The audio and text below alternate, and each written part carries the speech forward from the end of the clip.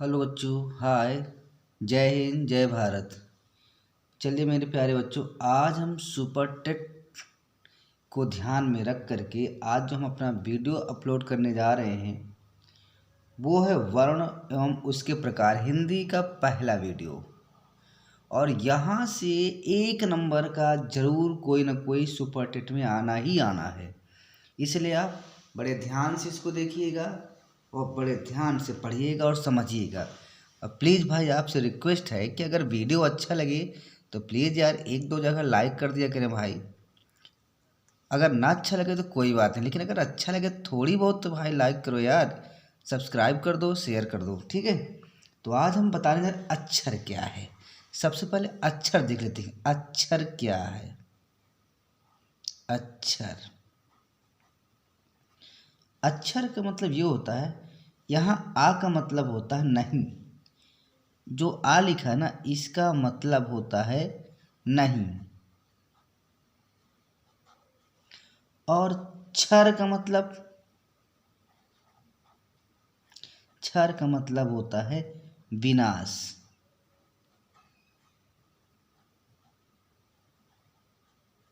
विनाश यानी जिसका विनाश नहीं होता है उन्हें हम क्या कहते हैं? अक्षर कहते हैं। जिनका विनाश नहीं होता है उन्हें हम अक्षर कहते हैं। जिनका विनाश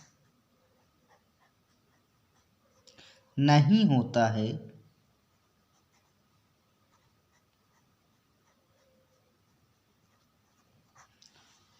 उससे हम कहते हैं अक्षर। ठीक है, चलिए। अब अक्षर तो आप जानते हैं 2 प्रकार के होते हैं, स्वर और व्यंजन। तो पहले हम स्वर के बारे में बताएंगे, फिर उसके बाद व्यंजन के बारे में बताएंगे। तो स्वर देखिए क्या क्या है। स्वर में आपका आ जाएगा, स्वर में क्या क्या आएगा?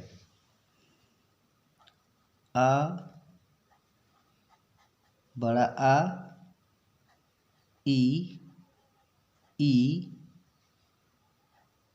उ, ऊ, और यहाँ ऋषि। इसके अलावा ए, ऐ, ओ, औ। कुल मिलाकर कितने हो गए? 11। ये स्वर हो गए, ये इतने स्वर हैं, लेकिन इनको भी बांटा गया है। इन स्वरों को 3 भागों में बांट दिया गया है। नंबर 1 क्या है? इसमें नंबर 1 बांटा गया है ह्रस्व स्वर। ह्रस्व स्वर। फिर बांटा गया है दीर्घ स्वर।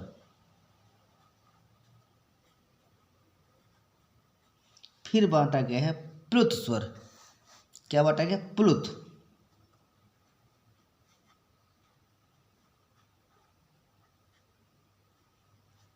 प्लुत स्वर। ठीक है। अब ह्रस्व स्वर में क्या है आपका? इसमें आता आ, ई, उ, ऋषि। दीर्घ में क्या आता है? आ, ई, उ, ए, ऐ, ओ, औ। कुल कितने हो गए? 7। और एक और होता है तीसरा, प्लुत स्वर। प्लुत स्वर में क्या क्या आता है? प्लुत स्वर में आता है ओम। ओम, ये जैसे राम, ये प्लुत स्वर हो गए। तो स्वर स्वर हैं तो 11, लेकिन इनको 3 भागों में बांट दिए गए। ह्रस्व स्वर, छोटा आ, बड़ा, छोटा ऊ, ऋषि। दीर्घ स्वर में क्या बांटा गया है? छोटा आ, सॉरी, बड़ा आ, बड़ी ई, बड़ा ऊ, ए, ऐ, ओ, औ। और इसके अलावा प्लुत स्वर में क्या होता है? ऊ, जिनमें समय थोड़ा ज़्यादा लगता है, राम। ये हो गए स्वर के भेद। अब स्वर वर्णों के उच्चारण स्थान, आखिर ये जो स्वर वर्ण हैं इनका उच्चारण स्थान क्या है? स्वर वर्ण जो स्वर वर्ण है, स्वर्ण वर्णों के उच्चारण स्थान आखिर ये कहाँ से निकलते हैं, कहाँ से ये निकलते हैं। तो यहाँ से देखिए जो आ और आ है, जो आ और आ है, ये आपके निकलते हैं कंठ से। कहाँ से निकलते हैं? कंठ से। ई और ई और ई ये कहाँ से निकलते हैं? दोनों तालु से। कहाँ से निकलते हैं? तालु से। तालु। और इसके अलावा ऊ और ऊ और ऊ ये कहाँ से निकलते हैं? ओष्ठ।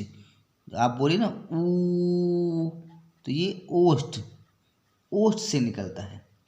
और जो ऋषि है ना भैया, ऋषि, ये आपको निकलता है, कहाँ से निकलता है? मूर्धन, मूर्धा है। क्या है? मूर्धा। और इसके अलावा ए और ए ये दोनों कहाँ से निकलते हैं? ये कंठ तालु। कहाँ से निकलते हैं?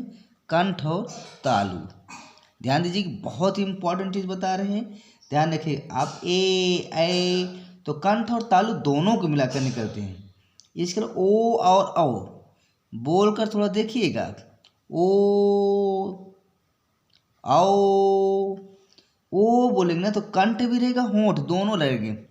तो ये हो गया कंठ और ये हो गया ओष्ठ। ये दोनों से मिलकर निकलता है। इसके अलावा इसमें दो अक्षर और हैं जो अयोगवाह कहलाते हैं। क्या कहलाते हैं? अयोगवाह। तो अयोगवाह में क्या आते हैं? अयोगवाह में आते हैं अंग और आह। क्या आते हैं? अंग और आह। अब यहाँ देखिए जो अंग है ना, ये अनुस्वार होता है। क्या होता है? इसको हम अनुस्वार कहते हैं, अनुस्वार। ध्यान से देखिएगा एक एक चीज। और जो आहा होता है इसको कहते हैं विसर्ग। क्या कहते हैं? विसर्ग। ये आपका रहा स्वर के बारे में। तो स्वर के बारे में क्या क्या हो गया देख लीजिए। छोटा आ, बड़ा आ, छोटी ई, बड़ी ई, छोटा ऊ, बड़ा ऊ, ऋषि, ए, ऐ, ओ, औ। इसके बाद अब इस स्वर को जो है 3 भागों में बांट दिए गए, ह्रस्व स्वर, दीर्घ स्वर, प्लुत स्वर। अब ये तो आपकी कैटेगरी होगी, लेकिन आखिर इनका ये कहाँ से निकलते हैं? तो जो आ है या आ, ये कंठ से निकलता है। आप बोल कर देख आ। ई और ई ये पूरा तालु से निकलता है। और ऊ तो होंठ से निकलता है। ऋषि कहाँ से निकलता है? मूर्धा से। ए ये कंठ और तालु दोनों को मिलाकर मिलता है। ओ औ ये कंठ और होंठ से निकलता है। ठीक है। इसके अलावा जो आपका अयोगवाह है वो 2 अक्षर हैं, अंग और आह। अंग को कहते हैं अनुस्वार, अंग, अनुस्वार, अंग। देख रहे नाक से भी निकल रहा है आहा। और ये आहा, आहा मतलब विसर्ग, जिसके पीछे बिंदी हो। तो ये रहा आपका स्वर के बारे में। अब व्यंजन आप जानते ही कौन कौन से, और व्यंजन ही बताना मेरा मेन टारगेट है यहाँ पर। ठीक है। तो यहाँ से अब देखिए व्यंजन के बारे में। बिल्कुल आप परेशान मत होइए, आपका जो भी टारगेट है सुपर टेट का उसको हम पूरा कंप्लीट करवा देंगे। बस आप वीडियो देखते रहिए। थोड़ा समय इसमें लगेगा क्योंकि इसमें आप पढ़ जरूर लेते हैं लेकिन इनके बारे में नहीं जानते हैं। तो देखिए व्यंजन में क्या क्या है भाई। यहाँ पहले का लिखिए, यहाँ से लिखिए का, ख, ग, घ, अंगा। फिर यहाँ लिखिए च, छ, ज, झ, ञ। फिर ट, ठ, ड। 1 मिनट भाई, थोड़ा सा। ड के बाद ढ, अड़ा। उसके बाद त, थ, द, ध, न। फिर आपका आता है प, फ, ब, भ, म। ये हो गए, ठीक है। तो इनमें से ये जो आपका है ना, हम इसको जो है थोड़ा सी कुछ तमाशा है, तमाशा तमाशा में इसको सीख जाएंगे। तो जो आपका ये वाला है ना भाई, इसको हम एक लिख लेंगे, इसको दूसरा लिख लेंगे, इसको तीसरा लिख लेंगे, इसको चौथा लिख लेंगे। ये पांचवा वर्ग, ये पहला वर्ग है, ये दूसरा वर्ग, ये तीसरा वर्ग, ये चौथा वर्ग, पांचवा वर्ग। ठीक है, ये आपके क्या है, ये पूरे स्पर्श व्यंजन है। क्या ये स्पर्श व्यंजन, ये हम लिखे दे रहे हैं स्पर्श व्यंजन। कितने हैं? 5, 10, 15, 20, 25। अगर कोई पूछे कि स्पर्श व्यंजन कितना है तो आप कहेंगे 25। लेकिन यहीं पर हमें जो बताना है वो बात ये है, हमको बताना है अघोष और सघोष। क्या बताना है? अघोष और सघोष। तो देखिए भाई, अघोष में क्या होता है ना, यहीं मैं लिख दूं, यहीं अलग से लिखे दे रहे हैं। अघोष क्या होता है? अघोष, अघोष में क्या करेंगे आप? वर्ग एक, वर्ग एक, 2 और सा, ख, सा, ये आपके अघोष हैं। वर्ग एक, 2 और सा, ख, ये आपके अघोष हैं। यानी ये पूरा आपका अघोष है, ये यहाँ से यहाँ तक, ये क, च, ट, त, प, ख, छ, ठ, थ, फ, ये आपके अघोष हैं। ये आपके क्या है? अघोष। यह मैं लिखे दे रहा, एक ये हो गया आपका अघोष और एक ये आपका अघोष हो गया। ठीक, इतना आपके अघोष है। और इसके बाद सघोष आता है। क्या आता है? सघोष। तो सघोष में जो बचता है, क्या बचता है? 3, 4 और 5।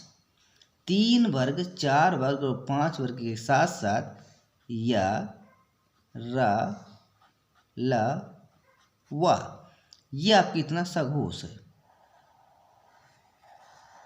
ये अघोष में क्या है? वर्ग 1, 2 और स, ख। सघोष में क्या कहते हैं? वर्ग 3, 4, 5। यानी ये लाइन, ये लाइन और ये लाइन, ये आपका सघोष कहलाता है। प्लीज़ वीडियो देखते रहिए, आगे के मत। बहुत अच्छी चीज़ मैं बताने जा रहा हूँ। मैं थोड़ा पेन मेरा बहुत मोटा है, लेकिन फिर भी मैं यहाँ कोशिश कर रहा हूँ कि आपको अच्छा से समझाऊँ। ये आपका सघोष है, ये वाला, ये जो मैं रेड से कर रहा हूँ हल्का हल्का, ये आपके सघोष है। ये क्या है? आपके सघोष। भाई सघोष याद कर लो ना भाई कि अब यहाँ से आप एक 345 कह सकते हैं और एक 12 शाखा सा और 345 यारा ला। बहुत इंपॉर्टेंट है अघोष सघोष, ये परीक्षाओं में बार बार पूछता रहता है। इसके अलावा और भी इसमें कुछ पूछता है। अल्प प्राण और महाप्राण के हैं। तो अल्प प्राण और महाप्राण जो होता है ना, वो कुछ इस प्रकार है। भाई प्लीज़ अगर वीडियो अच्छा लगे तो लाइक कर दीजिएगा। और यहाँ से 1 नंबर का आपका फंसेगा, 1 नंबर का पक्का फंसेगा। मैं फिर से यहाँ एक बार लिख रहा हूँ, क, ख, ग, घ, अंग, च, छ, ज,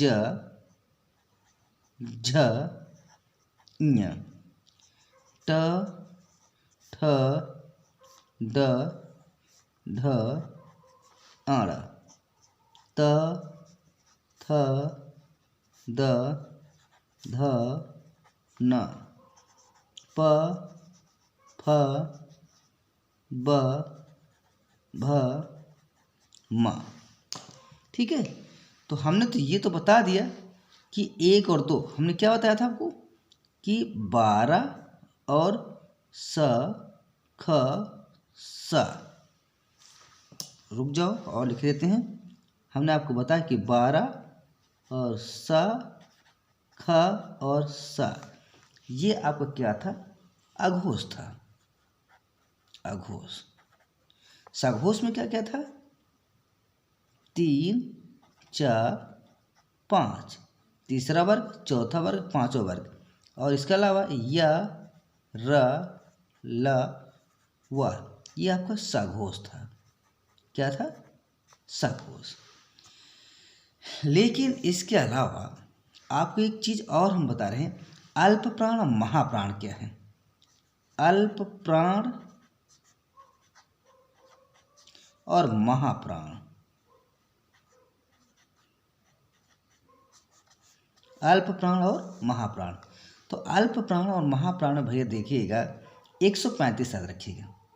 अल्प प्राण है भाई तो 1, 3, 5, और इसके साथ साथ या, र, ल, व, यह अल्प प्राण है। या, र, ल, व। और महाप्राण में क्या क्या आता है? ध्यान रखिएगा, वर्ग जो बचता है क्या बचता है? 2 और 4, और इसके साथ साथ तीनों ऊष्म व्यंजन, यानी स, ख, स, ये आपके हो गए महाप्राण। तो यहाँ बस एक अल्प प्राण ये हो गया, दूसरा अल्प प्राण ये हो गया, तीसरा अल्प प्राण ये हो गया। और अल्प प्राण में या, रा, ला, वा आता है। इसके बाद जो महाप्राण है तो आपका ये वाला हो जाएगा और ये वाला हो जाएगा, 2 और 4, और साथ में ऊष्म व्यंजन आ जाएगा। ठीक है। और इसके अलावा और ध्यान रखिएगा, बहुत ही अच्छा ट्रिक है, इसको आप ध्यान रखिए, बहुत इंपॉर्टेंट चीज़ है ये। इसके अलावा जो आपका अंतस्थ व्यंजन है, अंतस्थ व्यंजन, अंतस्थ व्यंजन, अंतस्थ व्यंजन में हमेशा याद रखिए य, र, ल, व। ऊष्म व्यंजन में आपका आता है खटकोण वाला ख, और ये स, और ये ह, और शरीफा वाला ये।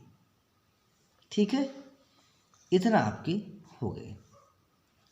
और एक चीज़ और ध्यान दीजिए, हम आपको बताएं या नहीं बताएं, थोड़ा सी एक बार हम पलट ली पेज। हाँ, बता दिए कंठ, तालु, ओष्ठ, ये तो उसके थे ना। अब यहाँ पर थोड़ा देखते हैं कि आखिर ये जो अक्षर है निकलते कहाँ से हैं। तो जो क वर्ग, देखिए ये आपका क वर्ग है पूरे, ये क वर्ग है। तो जो क वर्ग निकलता है ना, क वर्ग कहाँ से निकलता है? कंठ से निकलता है। ठीक है। और च वर्ग कहाँ से निकलता? च वर्ग मतलब ये चा, छा, जा, झा, इया। ठीक है, ये च वर्ग निकलता है तालु से। इसके अलावा ट वर्ग जो निकलता है ये आपका मूर्धा होता है। क्या होता है? मूर्धा। और इसके लिए जो ता वर्ग है, ता वर्ग, ये कहाँ से निकलता है? दंत से। और इसके अलावा पा वर्ग, प वर्ग, ये कहाँ से निकलता है? ओष्ठ से। ओष्ठ से निकलता है। तो ये आपके व्यंजन के बारे में बात हो रही है। और हमने एक चीज़ आपको नहीं बताया भाई साहब, और वो बहुत इम्पॉर्टेंट है, छूटा जा रहा है, संयुक्त व्यंजन। क्या है? संयुक्त व्यंजन। तो संयुक्त व्यंजन में आपका आता है, क्या आता है? छत्री वाला छ, त्र, ज्ञ और एक स्र।